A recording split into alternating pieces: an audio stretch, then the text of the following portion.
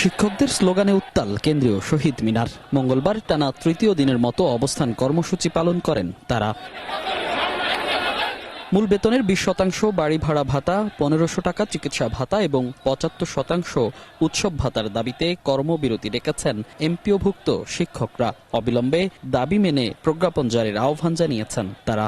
ন্যূনতম বাড়ি ভাড়া 20% এবং 1500 টাকা বাড়ি ভাড়া দিতেই হবে, না দেওয়া পর্যন্ত শিক্ষকরা কিন্তু ফিরবে না। আগামীকালকে থেকে সারা বাংলাদেশের সমস্ত শিক্ষক এই ঢাকা শহরে জড়ো হবে এবং প্রতিষ্ঠান কর্মবিরতি বাদ দিয়ে তালা বিরতি হবে। প্রজ্ঞাপন না এলে সচিবালয় অভিমুখে কর্মসূচির হুঁশিয়ারি দেন শিক্ষকেরা। টিচারদের উপরে লাঠিচার্জ করেছে, টিয়ার সেল মেরেছে, জল কামান নিক্ষেপ করেছে, যেটা অত্যন্ত দুঃখের বিষয়। মাস টু সেক্রেটারিয়েট অভিমুখে আমরা একযোগে এক দফা নিয়ে আমরা যাত্রা করব। আমাদের যেসব শিক্ষকদের হাত করা এবং গায়ে হাত তুলেছে, আমরা সেগুলোর বিচার চাই। রোববার থেকে দাবি নিয়ে রাজপথে শিক্ষকরা। শুরুতে প্রেস ক্লাবের সামনে অবস্থান করলেও পরে পুলিশি বাধায় সেদিন থেকেই অবস্থান নেন কেন্দ্রীয় শহীদ মিনারে।